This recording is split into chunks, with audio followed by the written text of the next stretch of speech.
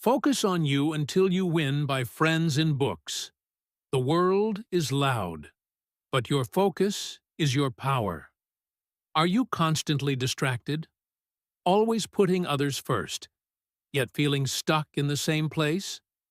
Are you running on empty, giving your best to everyone else, while silently watching your dreams fade into the background? If that sounds like you, you're not alone. We live in a world that praises busyness, demands our attention, and celebrates self-neglect in the name of being nice, loyal, or hardworking. But beneath the surface of that noise, beneath the distractions, the expectations, the likes, and the opinions, there's a quiet truth. You've been focusing on everything except yourself. And that's the problem. Not your circumstances, not your past, not your lack of time, or the people who don't support you. The real problem is that you've abandoned your most important responsibility: you. Now, let's ask the hard question. What if the only thing holding you back was you not focusing on you? What if success, happiness, peace, confidence, and impact all begin with one radical decision: to make yourself the main priority? What if your breakthrough isn't found in the next course, job, relationship, or opportunity, but in the discipline of turning inward and doing the deep, uncomfortable work of becoming who you were meant to be? This isn't about being selfish. It's about taking back your power. Because here's the truth nobody told you. You can't win at life until you focus on the one person responsible for your results: yourself. And the world is doing everything it can to make sure that doesn't happen. Your phone wants your focus. Your job wants your time. Your friends want your attention. And your fears want you to keep shrinking. But what do you want?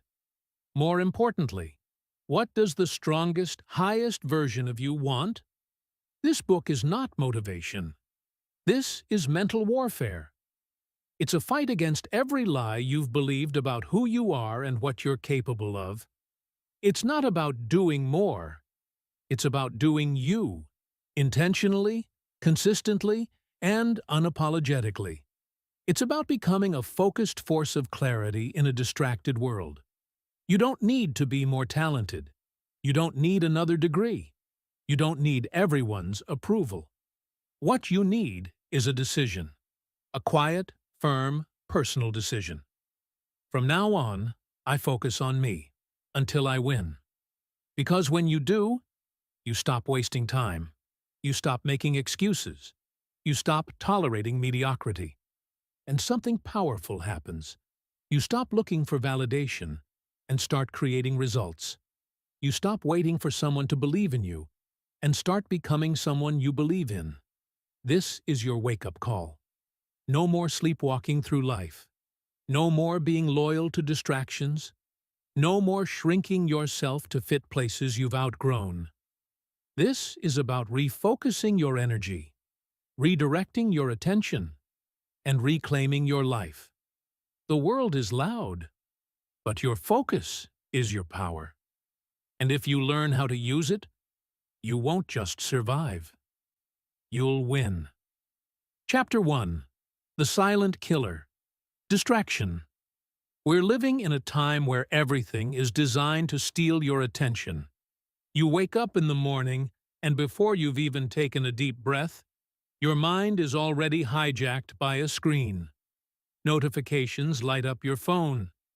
News feeds fill your mind. People's lives, opinions, and updates flood into your brain before you've even remembered who you are. You're not choosing to start your day this way. It's automatic now. It's your new normal. But it's also why you feel lost, drained, and directionless. It's why you're stuck. Distraction is the modern plague. Silent, normalized, and lethal. It doesn't feel like a threat. It feels like staying updated, like being available, like keeping up. But the cost is staggering. Every second you give away to a meaningless scroll, an unimportant conversation, or a toxic relationship is a second ripped from your own growth. What you don't realize is that every time you chase 10 things, you drop the one thing that matters: yourself. One of the most addictive sources of distraction today is social media. What began as a way to connect has turned into a never-ending competition. It's no longer just about what others are doing. It's about what you're not doing. You see someone post about buying a new car, and suddenly your old car feels like failure. You scroll past someone on vacation, and your everyday life starts to feel like a prison. You're not even conscious of it, but every swipe chips away at your self-worth. You begin to confuse visibility with value. You start comparing your behind-the-scenes struggles to someone else's edited highlight reel. And in doing so, you lose your own direction. Then, there are the people. Not all of them are toxic, but not all of them are good for you either. Some relationships feel familiar, but they're not fruitful. You keep giving your time and energy to people who drain you, who mock your vision, who make your dreams feel like a joke. You keep picking up their calls, replying to their messages, showing up to their dramas, and all the while, your goals collect dust in the corner. It's not their fault. It's yours. Because until you realize that your time is sacred, people will keep wasting it. Another lie that's stealing your focus is multitasking. You've been told that multitasking is a strength, that being able to juggle many things at once means you're productive. But science has shown otherwise. Multitasking actually fragments your focus and diminishes your effectiveness. Your brain is not wired to do multiple high-focus tasks at once. What you're really doing is switching rapidly between tasks, burning more mental energy and getting less done. The result? Slower thinking, more mistakes, shallow work, and a mind that never rests. If you've been feeling mentally foggy, easily distracted, or emotionally exhausted, it's not a coincidence. Researchers have found that the average human attention span is now just 8 seconds, shorter than a goldfish's. That's not because we've become less intelligent. It's because we're living in a world designed to shatter our attention spans. Everything from notifications, pop-ups, autoplay videos, to fast content is training our brains to expect stimulation every few seconds. And as a result, we've lost the ability to sit with our thoughts, to go deep, to stay focused long enough to create something meaningful. You may think you're busy, but the truth is you're distracted. There's a difference. Being busy can be intentional. Being distracted is unconscious. When you're distracted, you're not building. You're reacting. You're not creating your future. You're surviving your present. And that's why life feels stagnant. Because you're spending your time, but you're not investing it. So how do you fix it? Start with awareness. Audit your focus. Look at your week and ask, where is my time actually going? What apps do I open first in the morning? Who do I talk to most often? What conversations, content, or habits are quietly consuming my energy? Be brutally honest. You'll start to see a pattern, one that reveals what truly matters to you and what's just noise. Then, act. Cut one distraction this week. Just one. Maybe it's muting notifications. Maybe it's deleting an app. Maybe it's setting boundaries with someone who always pulls you into their chaos. Make one bold move to reclaim your attention. You'll be surprised how much clarity you gain from such a small shift. Distraction is a thief, but it only wins if you let it. You still have power. You still have the ability to say, no more. The moment you stop giving your energy to everything around you is the moment you start building the version of yourself that's been waiting to emerge. The world is noisy, But you don't have to be. You can choose focus. You can choose depth. You can choose to stop living distracted and start living intentionally. That's where your power is. That's where your transformation begins. Chapter 2. Self-Awareness. The First Battle. You can't win a war if you don't know who you are. There's a war going on, not outside, but within. A war for your attention, your identity, your truth. And the first mistake most people make is walking into this war without ever asking who they really are. Imagine going to battle dressed as someone else, fighting for goals that aren't yours, living out beliefs you never chose, wearing labels society threw on you before you could even speak for yourself. That's how most people are living. And that's why most people are losing. You cannot win the war for your life if you don't know who's actually fighting. You cannot change your future if you're still lying to yourself about who you are in the present. The truth is, the world didn't just hand you a name, it handed you a script. From the moment you were born, you were surrounded by voices. Family, teachers, religion, culture, media. All of them shaping you, teaching you, programming you. You were told what to believe, what success looks like, what's possible for someone like you. You were handed beliefs like secondhand clothes and told, this is who you are. But what if they were wrong? What if the version of you that you've been living isn't real? What if it's just a collection of survival tactics, borrowed opinions, and old stories that no longer serve you? What if your identity was never built? It was inherited? You see, most people are living inside a false identity, designed by other people's expectations. They confuse their roles with their essence. They confuse their job with their purpose. They confuse approval with love. And because of that confusion, they build their lives on sand. They chase goals they don't care about. They join trends they don't believe in. They play small because someone once told them they weren't enough. But at some point, if you want to win, you have to wake up. You have to strip away the noise. You have to meet yourself again. Maybe for the first time. Self-awareness is not some vague, feel-good concept. It is the first battle in the war for your life. Because until you know who you are, the world will keep selling you who you're supposed to be. So how do you begin? How do you remember yourself in a world that keeps trying to make you forget? It starts with silence. Turn off the noise. Get away from the distractions. Make space to listen. To yourself. Not to your fears, not to your ego, but to your truth. And the best way to do that? Journaling. Take out a notebook and start asking real questions. Don't filter. Don't overthink. Just write. Questions like, what do I really want? What am I pretending not to know? When do I feel most alive? Whose voice am I still trying to please? What do I believe about myself? And where did that belief come from? This isn't a one-time thing. This is a daily battle, a practice.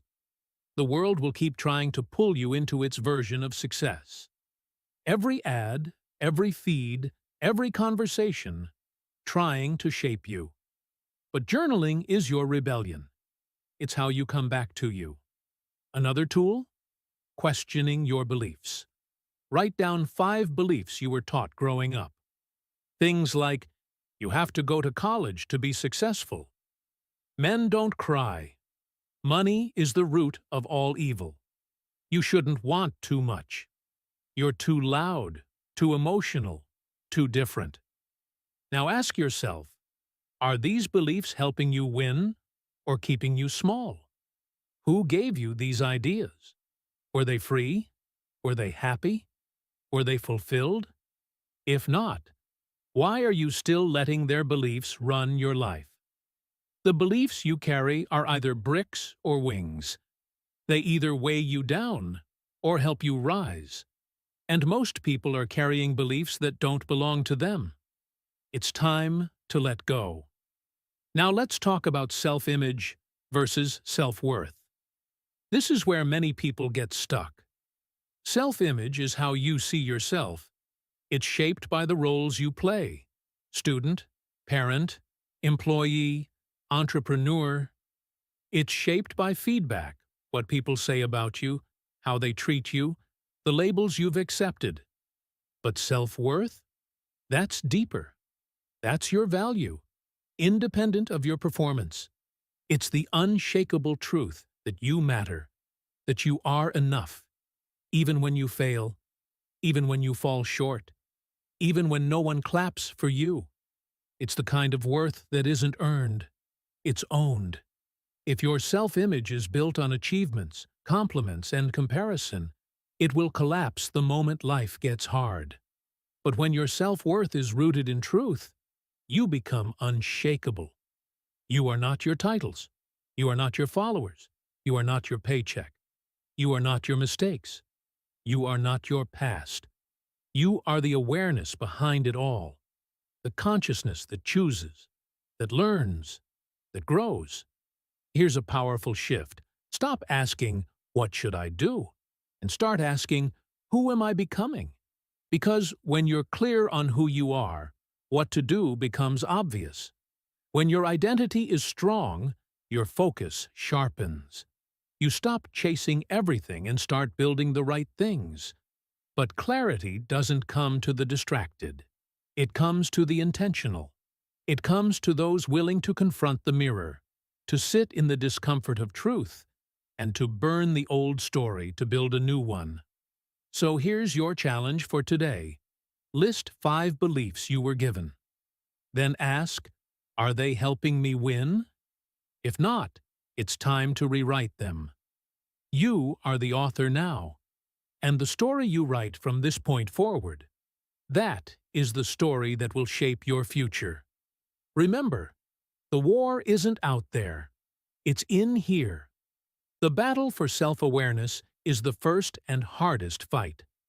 But once you win it, everything else becomes possible. Because when you know who you are, the world can no longer decide for you. You stop following paths and start creating your own. You stop trying to prove your worth and start living it. And that is the first step toward victory. Chapter 3. Your circle is your cage. Your environment is either your ally or your enemy. Look around you. Who's in your circle? Who do you talk to the most? Who gets the most of your time, your energy, your attention? These people, the ones in your daily orbit, are not neutral. They're shaping you. Whether you realize it or not, your environment is either elevating you or draining you. It's either sharpening your focus or dulling your edge. Your environment is either your ally or your enemy. There is no in-between. Most people don't fail because they're not talented or hardworking. They fail because they're surrounded by people who don't believe, who don't grow, who don't push. You could have the clearest vision, the best plan, and the strongest work ethic. But if your circle is toxic, lazy, negative, or small-minded, you'll keep hitting invisible walls. Because environments don't just influence behavior, they create it. Let's talk about your friends, the ones you laugh with, hang out with, share secrets with. Are they helping you evolve, or are they keeping you stuck in the same cycles? Do they celebrate your growth, or get uncomfortable with it? Are they talking about ideas, or just gossip and complaints? Here's a hard truth. If you're always the most motivated person in your group, your growth will slow. Not because you're weak, but because energy is contagious. You'll either rise with others or sink with them. Family can be even trickier. These are the people you love deeply, the people who may have sacrificed a lot for you. But love doesn't always equal alignment. Some family members, out of fear or past pain, project limitations onto you. They may mean well, but their words can become chains. Be realistic. Don't aim too high. People like us don't do things like that.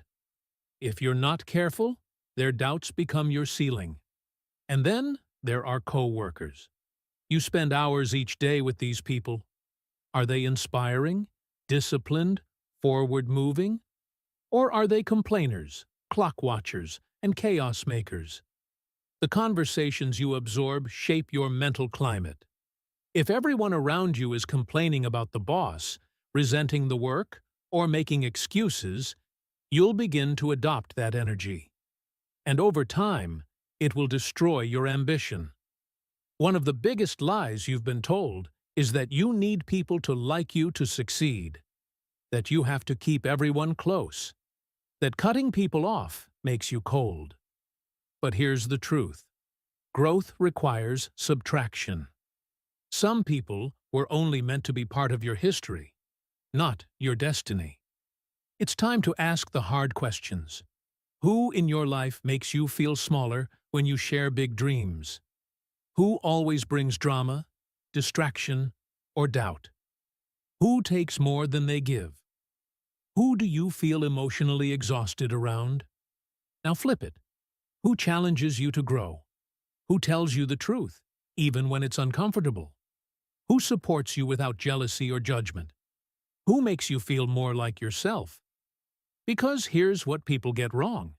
You don't need yes men. You need truth tellers. You need people who won't let you settle, who'll call you out, who love you enough to challenge your laziness, your excuses, your fear. People who see the real you, even when you're doubting yourself, and push you to become that version. But what if I'm starting alone? Good. That's where real transformation begins. Some of the most powerful growth seasons are the loneliest. When you let go of the wrong people, it creates space for the right ones. Stop fearing solitude. Embrace it. Use it. Read. Reflect. Rebuild. It's better to be alone and rising than surrounded and sinking. And you won't be alone forever. When you grow, you attract. When you level up, you change frequency.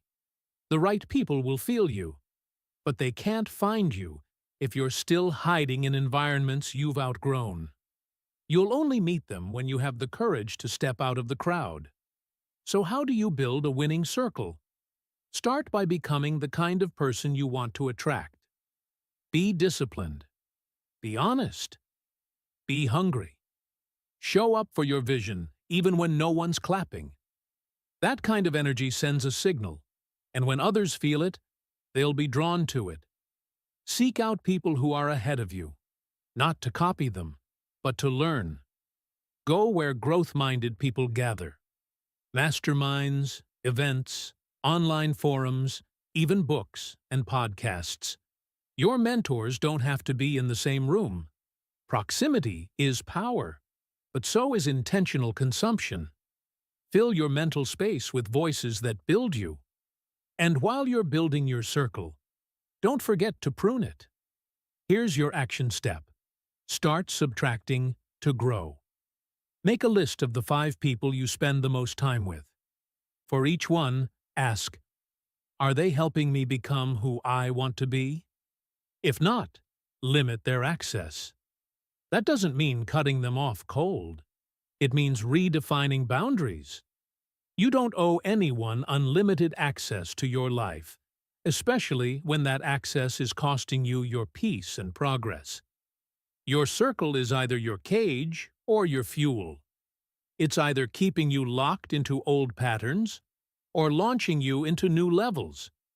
You have to decide, because nothing changes if your environment doesn't change. Don't let loyalty become your limitation. Don't let history keep you in a place that doesn't support your future. Love people, but don't let them hold you hostage. This is your life, your vision, your journey. Protect it like it matters, because it does.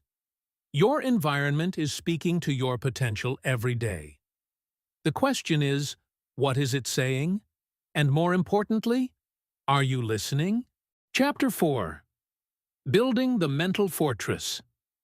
When the mind is weak, the body follows. Before anything changes out there, in your job, your income, your relationships, it has to change in here, your mind. Because if your mind is fragile, the world will break you. If your inner world is chaotic, your outer world will reflect it. Everything begins with your thoughts. And every battle is either won or lost in your head before it ever touches your life. The truth is, your mind is either your greatest ally or your worst enemy. Most people don't fail because of circumstances. They fail because of the conversations they have with themselves. Think about it. If you spoke to other people the way you speak to yourself, would they trust you? Would they feel inspired? Or would they feel bullied, belittled, beaten down? The harsh inner critic, the voice that says, "You're not enough. You're too late. You always mess up." That voice is not truth. It's habit. It's an echo from your past, built over years of criticism, comparison, and fear. But just because it feels familiar doesn't mean it's right. You've accepted those thoughts for so long, you've forgotten you have a choice. But here's the wake-up call. You are not your thoughts. You are the thinker behind them. And it's time to take your power back. To build mental strength, you have to begin with your inner dialogue. This isn't fluffy self-talk. This is self-command, replacing doubt with direction, shifting from, "Can I do this?" to "Watch me," from "I hope this works" to "I will make this work." Mental discipline is the ability to speak life into yourself when everything around you is trying to drain it. This doesn't mean you lie to yourself. It means you stop abandoning yourself. Every time you tear yourself down, hesitate, procrastinate, you train your mind to distrust your own power. But every time you keep a promise to yourself, show up even when it's hard, speak boldly when you want to hide, you stack confidence. Little by little, you begin to believe. One of the most powerful tools to sharpen your mind is visualization. Athletes do it. Leaders do it. High performers do it. Why? Because the brain can't distinguish vividly imagined experiences from real ones. When you visualize success, daily, clearly, emotionally, you are rehearsing greatness. You're wiring your brain to expect a win, not fear a loss. Spend 5 minutes each morning seeing the life you're building. See it, feel it, claim it. Then there's affirmation. Not the watered-down, empty ones you tape to a mirror and ignore. I'm talking about powerful, repeated declarations that align with your purpose. Say them out loud. Say them when you feel low. Say them until your doubt gives up. Your words shape your world. Use them like a sword. Try these. I don't negotiate with weakness. I am who I decide to be. Daily. I show up for myself, even when no one else does. My mind is a weapon. I sharpen it daily. And then, practice micro-reinforcements. These are the small wins you stack throughout the day to remind yourself that you are in control. Wake up early. Make your bed. Finish that task. Do the hard work out. Read 10 pages. Every action is a message to your mind. I do hard things. I finish what I start. I don't fold. You don't build mental strength overnight. It's a fortress, and fortresses are built brick by brick. Every discipline is a brick. Every time you resist distraction, that's a brick. Every time you say no to comfort, that's a brick. Every time you do what needs to be done, even when you don't feel like it, that's a brick. And one day, when the storm comes, and it will come, you'll stand tall, because your mind will be ready. Let's look at real people who rose because they built this fortress within. Take David Goggins, former Navy SEAL. ultra-endurance athlete. But before all the accolades, he was overweight, depressed, working as a pest exterminator. What changed? His mind. He decided to become the kind of man who wouldn't quit. And every day, he attacked weakness with discipline. He ran on broken legs. He studied with learning disabilities. He rewired his brain through relentless action. Or Oprah Winfrey, born into poverty, abused, told she'd never make it in TV, but she saw herself rising before the world ever did. She fought for her mind every day, through books, mentors, stillness, and a deep belief that she had something powerful to give. She didn't just create success. She became it, mentally, first. These people didn't wait for the world to validate them. They validated themselves. They stopped feeding the voice that said, "You can't," and fed the one that said, "Let's go." And you can do the same.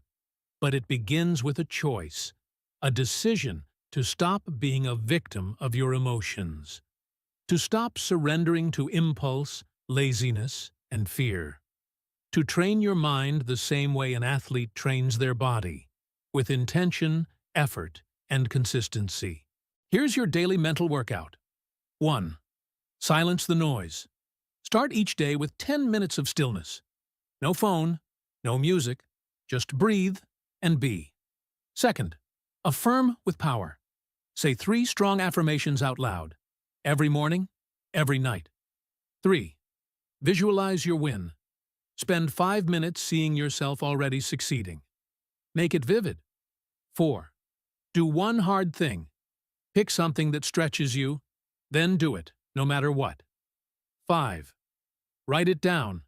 End each day by journaling one way you won the mental battle and one area to improve. These are the bricks. Stack them.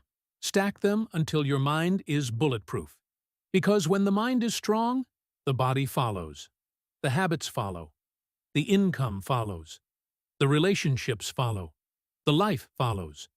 But your first victory, your most important victory, is the one inside.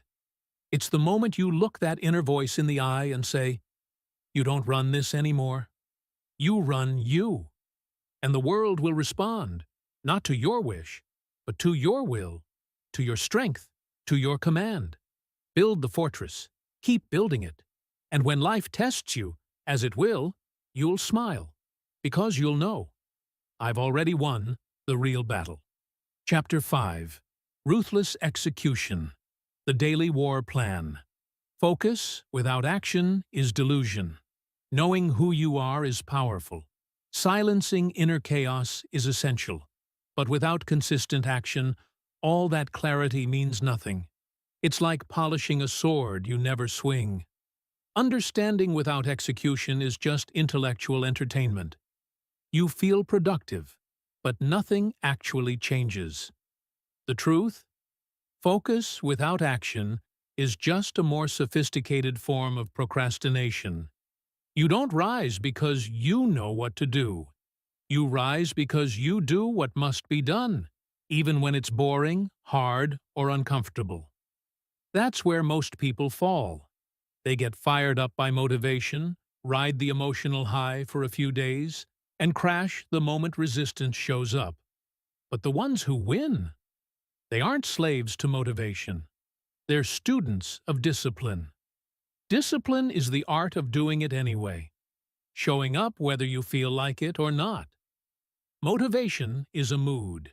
Discipline is a decision. Every day you act in alignment with your highest self, especially when it's hard. You etch that version of you deeper into your reality. That's how greatness is forged. So how do you turn focus into fire? You need a daily war plan, a system that makes execution non-negotiable.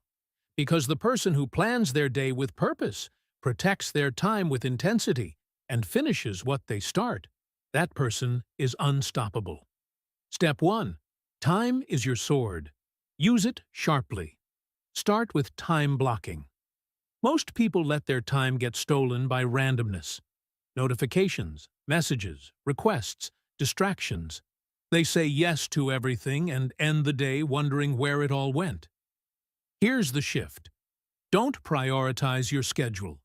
Schedule your priorities. Design your day like a general preparing for war. Block time for your top 3 priorities first. These are the non-negotiables, the tasks that move your mission forward. Business, health, skill building. Whatever fuels your future. Give these things sacred time, protected like a lion protects its cubs. Ask yourself, if I could only do 3 things today that would make this day a win, what would they be? Block time for those.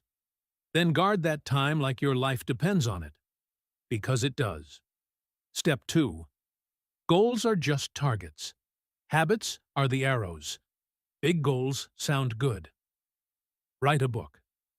Start a business. Lose 30 pounds. But if your actions don't match the goal, it's just a wish. And most people fail not because the goal is too big, but because the habit is missing. The power lies in micro-habits, small, consistent actions that build momentum. You don't need to overhaul your life in a week. You need to create a rhythm that compounds over time. Want to be a reader? Start with 10 pages a day. Want to get fit? Begin with 15 minutes of movement daily. Want to build a business? Set a timer and work 60 focused minutes a day on your offer. It's not about intensity. It's about identity. Every time you complete a micro-habit, you reinforce, this is who I am now. Step 3. What gets scheduled gets done. What gets done changes your life. It's a law. If you don't schedule it, it doesn't exist. The people who accomplish the most aren't the busiest. They're the most intentional. Every block of time has a name. Every hour has a purpose. They don't wing their life. They lead it. Here's a framework. Morning. Focus. Create. Think. Plan. Midday. Execute. Work. Building cell. Move. Evening. Reflect. Review. Read. Recover. Reinforce. Build your day with rhythm. Energy peaks in the morning. Use that for your most creative or strategic work. Your willpower weakens throughout the day, so automate decisions. Batch your errands. Limit your choices. Use templates. Decide once, apply often. Step 4. Create your win ritual. Your 90-minute daily power session. Every high performer has a ritual, a personal system that unlocks flow. You need one too. It's your win ritual, and it should be the most important part of your day. Here's how to build it. 1. Choose your power hour, or 90 minutes. Pick a time you can protect every single day. Early morning is ideal. No distractions, no noise, just you and your mission. 2. Set the scene. Turn off all distractions. Phone on airplane mode. Clear your space. Put on instrumental music if that helps you focus. Create an environment that screams, "This is where I win." 3. Pick one major task, just one. Not 10 tabs open. One mission. It could be writing, planning, building, training, or solving. The key is depth. 4. Use the focus formula. 45/15/30/45 minutes. Deep work. 0 distractions. 15 minutes. Break. Move your body. Hydrate. No phone. 30 minutes. Return for execution, detail, or expansion. 5. End. With a win note. Write down what you accomplished, even one sentence. Today I moved closer to my goal. This tells your brain, we're making progress. Repeat this ritual daily. It becomes your foundation, your anchor. Even if the rest of your day spirals, your win ritual keeps your momentum alive. Step 5. Track the war execution without measurement is aimless. You need a scoreboard, a way to see progress, hold yourself accountable, and course-correct fast. Use a simple weekly war sheet. On it, track 3 daily habits, your win ritual completion, Top 3 weekly goals. Reflection. What worked? What didn't? What's next? It doesn't need to be fancy. It just needs to be used. Review it every Sunday night. Plan the next week. Prepare your battlefield. Bonus, discipline stacks. Want to go deeper? Stack your habits into discipline loops. For example, wake, hydrate, read 10 pages, work out, shower, win ritual lunch, walk, deep work block, review goals. Evening, reflect, journal, meditate, sleep on time. Stacked routines reduce decision fatigue. The more decisions you remove, the more energy you have for what matters. Here's what it all boils down to. You can't wait for the world to give you space. You have to carve it out. You don't drift into greatness. You build it daily, hour by hour. Your life is your war, and every day is a battle between distraction and direction, emotion and execution, comfort and calling. Most people want the reward, but refuse the routine. They chase motivation, but ignore mastery. But not you. You came to win. And winning starts not with big moves, but with ruthless consistency in small things. That's the secret weapon. That's how you break through. So set the plan, block the time, protect the ritual, do the hard thing. And when resistance whispers, "Skip today," you whisper back, "I don't skip. I execute," because you're not just focused. You're a force. And now, the world will see what happens when a focused mind takes action. Chapter 6. Fall 7 times, Rise 8. Title: Master Failure or Be Owned by It. Failure. Even the word makes most people flinch. We've been trained to avoid it, run from it, bury it. From school grades to job interviews, we are taught that failing means you're not good enough, smart enough, or worthy enough. But here's the unspoken truth. Every great success is built on a mountain of failures. If you want to win in life, you must decide what failure means to you. Because failure isn't the opposite of success. It's part of the journey. It's not the enemy, it's the assignment. And until you master your relationship with failure, you will always hold back. You'll play small. You'll quit too soon. The title of this chapter is a Japanese proverb. Fall 7 times, rise 8. It means no matter how many times life knocks you down, you rise one more time, then you fall. That's how legends are made. Not through perfection, but through persistence. Let's look at this in real life. Think about J.K. Rowling.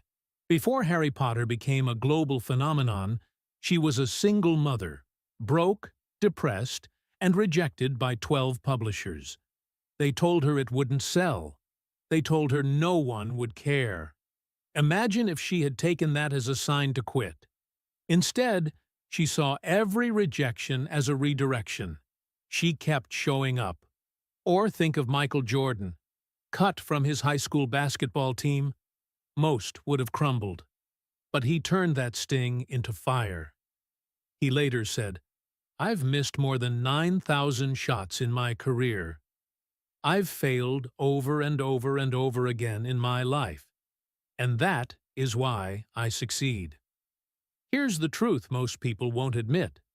You're going to fail. You'll start something, and it won't go as planned.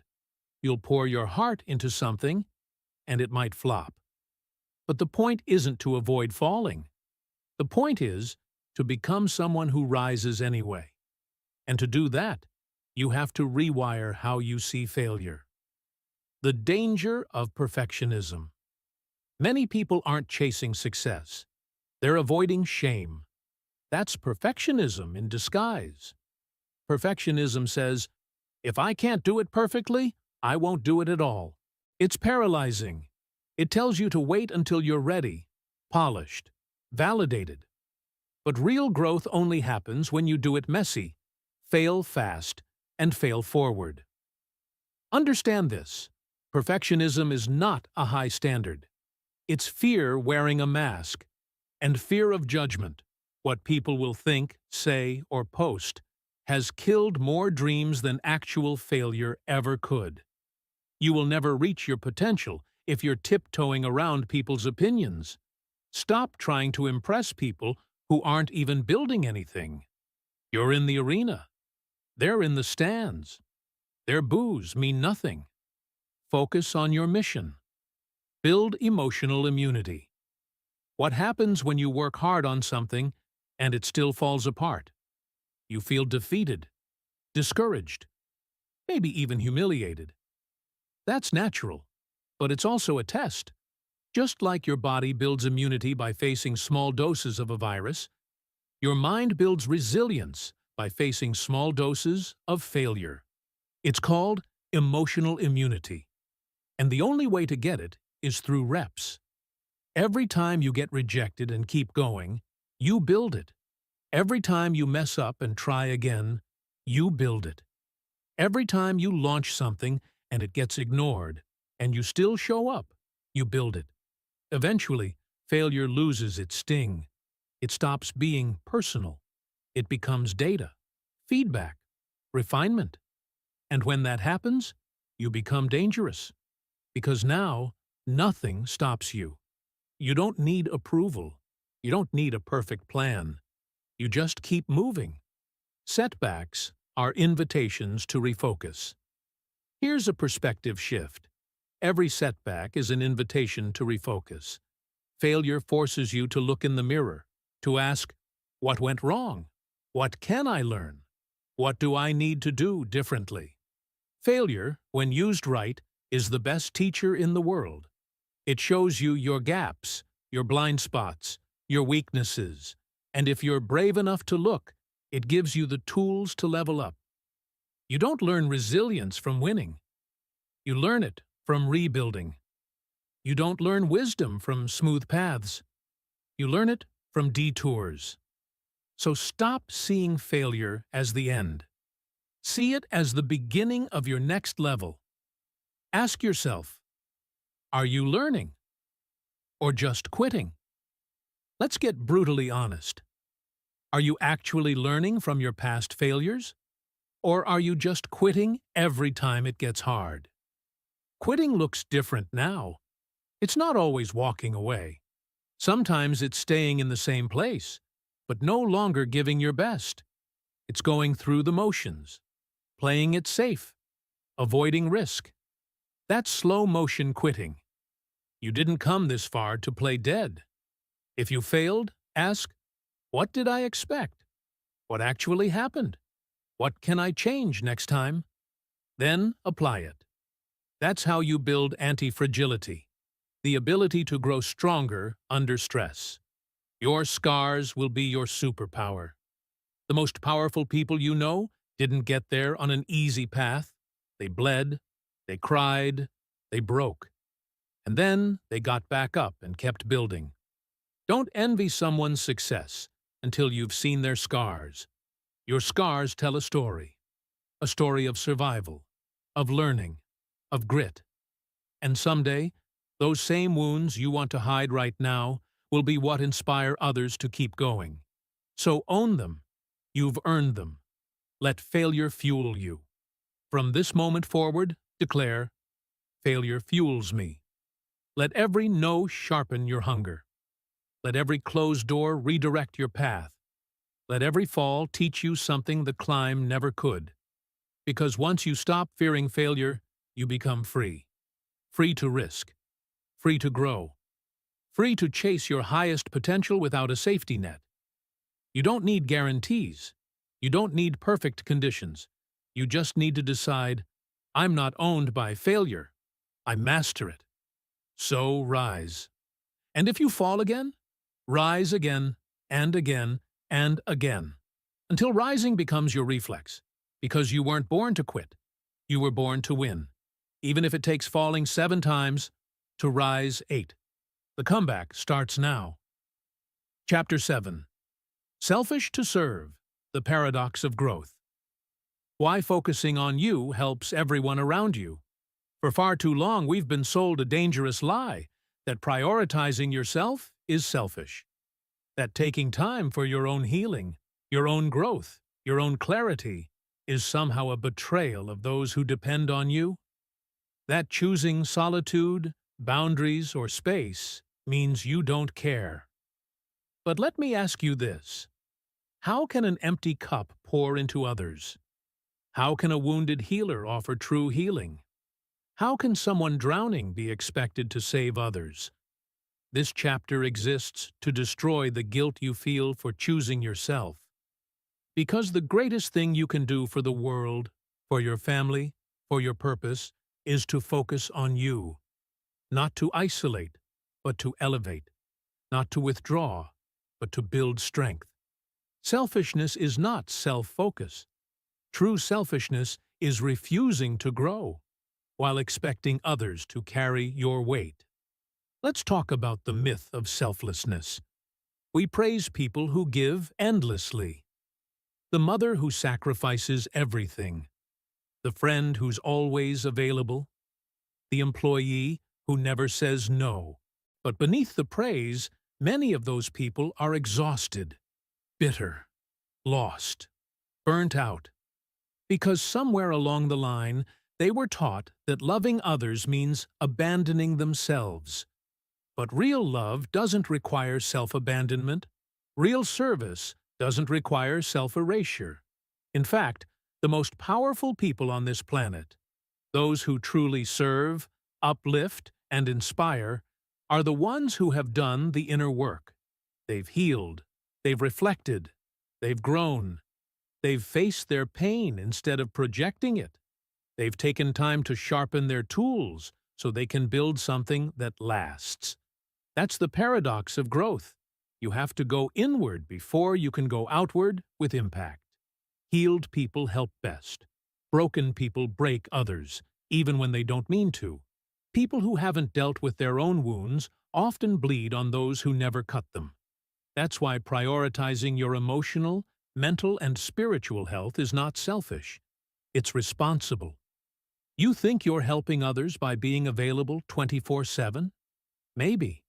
But if your energy is scattered, your mind is overwhelmed, your heart is unhealed, what are you really giving them? A diluted, depleted, distracted version of you. That's not love. That's a performance. Your first responsibility is to be whole. Everything good flows from that. Think of the people you admire most. They're grounded, clear, confident. They serve, but they don't chase validation. They give, but they don't lose themselves in the process. That's because they've learned this truth. To truly serve others, you must master yourself. This is why you focus on you. Not so you can live in isolation on a mountain, but so when you return to the world, you bring value. You bring light. You bring presence. You bring peace, not chaos, not neediness, not codependency. You rebuild from within so you can lead without. Think of it this way. You are a vessel. What you carry, your thoughts, your energy, your beliefs, will spill out onto others. If what's inside is broken, toxic, confused, that's what people around you get. But if what's inside is healed, strong, and clear, everyone benefits. So when you choose silence over endless noise, don't apologize. When you say no to what drains you, don't explain. When you take time to read, reflect, and reset, don't feel guilty. That's not selfish. That's service in its highest form. Because when you focus on you, you rise. And when you rise, you lift others. You become the friend who listens deeply. The parent who responds with calm, not rage. The partner who gives without losing self. The leader who leads from overflow, not obligation. And the ripple effect is massive. Your peace becomes contagious. Your strength becomes inspiration. Your focus becomes a permission slip for others to pursue their own. People don't need your sacrifice. They need your example. So take care of your body. Not just for looks, but because a strong vessel carries a strong vision. Sharpen your mind, not just for knowledge, but because a clear mind makes better decisions. Protect your energy, not to be cold, but to stay centered and intentional. That's how you change the world, by changing yourself. This is what the greats understand. They retreat to grow. They pull back to go farther. They say no to 100 things so they can say yes to the one thing that truly matters. You are not here to be everything to everyone. You are here to become who you were created to be. And when you do that fully, boldly, and without apology, you give others permission to do the same. So if you're battling guilt for taking care of yourself, let it go. You don't owe anyone the version of you that's tired, drained, and resentful. You owe the world your full self, healed, focused, and alive. And that starts with the courage to focus on you until you win. Because your win will inspire 100 more. Chapter 8. Momentum, the untouchable zone. How winners become unstoppable. Momentum is a mysterious thing. You can't see it. You can't touch it. But once you have it, you become untouchable. There's a point in your journey, if you stay long enough, if you endure through enough resistance, where everything starts to shift. Not overnight, not because the world suddenly got easier, but because you got sharper, faster, stronger. Because your mind stopped negotiating, and your actions started compounding. That's the power of momentum. And it doesn't come from one big win. It comes from small, consistent, focused effort, repeated until the world has no choice but to move out of your way. We've all seen people go hard for 3 days and disappear for 3 months. They post motivation, they talk about goals, but they burn out before they build up. Why? Because they chase intensity instead of consistency. But here's a truth most won't tell you. Intensity may ignite the fire, but consistency keeps it burning. If you want to become unstoppable, you must commit, not to the hype, but to the habit. Not to the inspiration, but to the routine.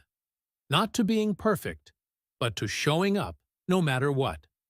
Because momentum doesn't care how you feel. It only responds to movement. Let's talk about how to create compound wins. Imagine this. You read 10 pages every day. You exercise for 30 minutes. You write your goals each morning. On day 1, the change is invisible. By week 1, you might feel slightly different. But by day 90, you've built new neural pathways. You've reprogrammed how you think, how you act, how you live. That's momentum. And it's exponential. Each day builds on the last. Each win, no matter how small, cements your identity. I am someone who follows through. I am someone who builds. I am someone who finishes. This is where confidence is born. Not from results, but from repetition. Not from applause, but from knowing deep inside that you are doing the work no one sees. And yet, the biggest threat to momentum is expecting immediate results. This is where most people sabotage themselves. They plant the seed, then rip it out when it doesn't bloom in a week. They do the right thing 3 times, then quit because nothing's changed. But listen, delayed results are not denied results. Seeds take time. Muscles take time. Mastery takes time. You don't need to chase perfection. You need to keep going, even when it's boring, even when no one's watching, even when it feels like nothing's working. Because that's when the shift happens. That's when you cross into what we call the untouchable zone, a mental space where habits are no longer forced, where focus is no longer fought for, where your system, your process, your mindset become automatic. And at that point, you become a different person. Not because the world gave you anything, but because you refuse to stop showing up. To get there, use the framework. Focus, execute, reflect, repeat. Step 1. Focus. Clarity is your compass. Every morning ask, what matters most today? What's my one move that aligns with my bigger goal? Without this, you're just busy. With this, you're powerful. Step 2. Execute. This is the muscle, the discipline, the unsexy part. Do it even if it's raining, even if you're tired, even if no one claps. Your only job here is to act, deliberately, faithfully, without excuse. Step 3. Reflect. Don't just grind blindly. Look back. What worked? What didn't? Where did you slip? Where did you win? Momentum isn't built through blind hustle, it's built through intelligent feedback. Step 4. Repeat. And here's the key. Once you reflect, don't wait for the stars to align. Start again. Re-engage. Keep moving. Every cycle sharpens you. Every round builds more power. This is how winners become unshakable. They don't just have good days. They build good systems. They don't just chase hype. They master repetition. They don't just move fast. They move with intention. Over and over and over. Think of the athlete who trains every day, even off-season. Think of the artist who creates, even when uninspired. Think of the entrepreneur who refines their craft, even when no one buys yet. They all understand this truth. Momentum makes you magnetic. Once you have it, things begin to shift. You start attracting opportunities.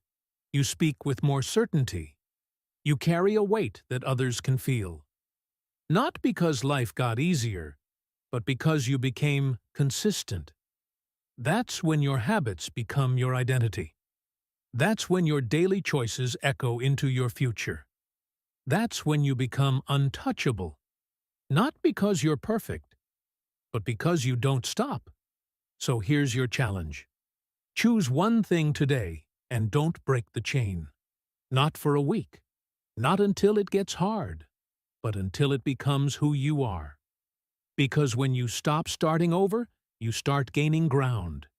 And when you build momentum, you don't need constant motivation. You move because it's who you are. You win because you keep showing up. And the world, it won't be able to keep up. Chapter 9. The day you win. Victory is not a day, it's a decision. Winning is not a moment. It's not a trophy or a title. It's not the applause, the recognition, or the number of followers you have. Winning is not a day. Winning is a decision. The truth is, you've been winning for a long time, but you just didn't know it. Every time you chose clarity over chaos, you won. Every time you pushed through discomfort, you won. Every time you said no to distractions and yes to your purpose, you won. Every time you kept going when the world told you to quit, you won. Winning is not a destination. It's the moment when you decide to stop letting life happen to you and start creating life through you. So, what does real winning look like? It looks like peace. Real victory is not about achieving more. It's about having the peace to be who you are, no matter what the world throws at you. It's waking up every morning knowing that you are exactly where you need to be. That no matter the chaos around you, your inner world remains undisturbed. That peace is the foundation of all success. It looks like progress. Victory isn't about having it all figured out. It's about moving forward, even if it's 1 inch at a time. It's about knowing that every step you take is part of a larger journey, even when the path isn't clear. Progress isn't about perfection. It's about showing up and improving with every single day. And when you start to measure success by your progress instead of your perfection, that's when true victory happens. It looks like power. Victory is about reclaiming your power. Not the kind of power that comes from controlling others, but the power to control your mind, your emotions, your decisions, It's about owning your choices, mastering your habits, and creating the life you want without apology. When you win, you stand firm in your power, unapologetically. But here's the thing. The only competition you've ever had is you.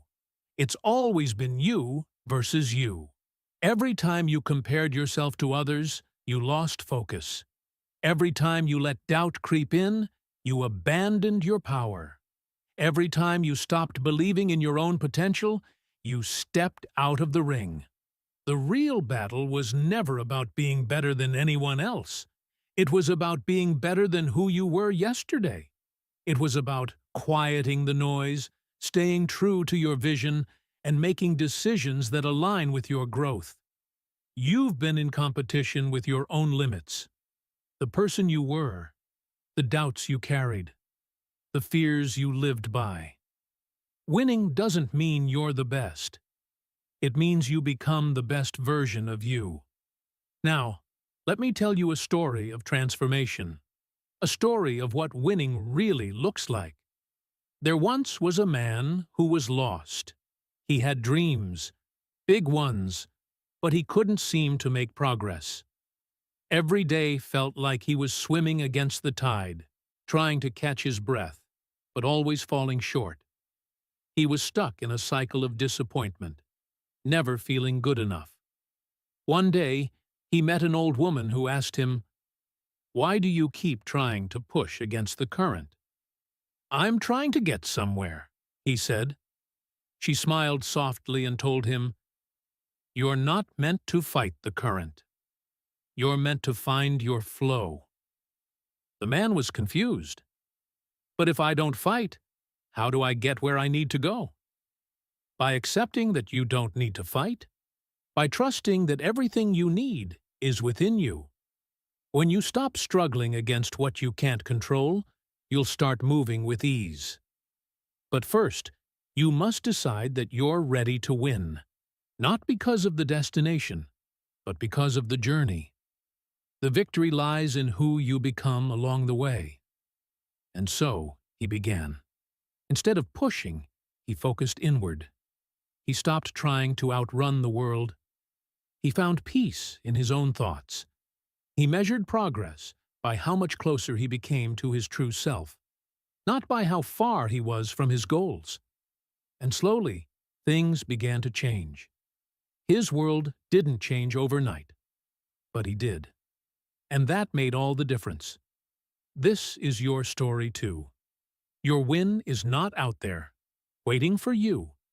It's in you. It's in every choice you make. It's in every moment of focus. Every action you take. Every time you rise after falling. Every time you decide that today is the day you stop waiting for the world to change and make the decision to change yourself. So here's your final challenge. For the next 90 days, focus on you like your life depends on it. Because it does. Decide that you are worth the time, the effort, the energy. Choose clarity over chaos, peace over pressure, and action over procrastination. Be relentless in your pursuit of growth, and know that every step, no matter how small, is a victory. Because victory isn't a day, it's a decision, and that decision is yours. Today, right now. The day you win starts when you choose to never stop. Now, this is your moment.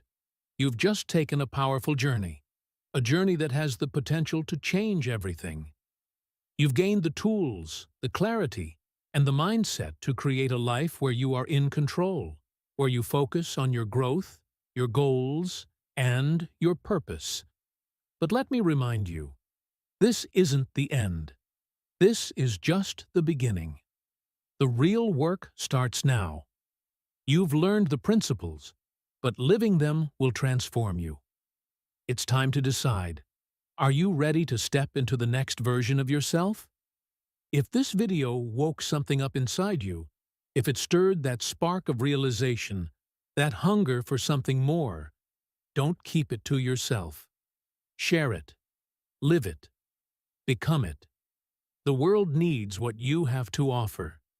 Your potential is waiting for you to embrace it fully, unapologetically. And as you move forward, remember this: you're not alone in this journey.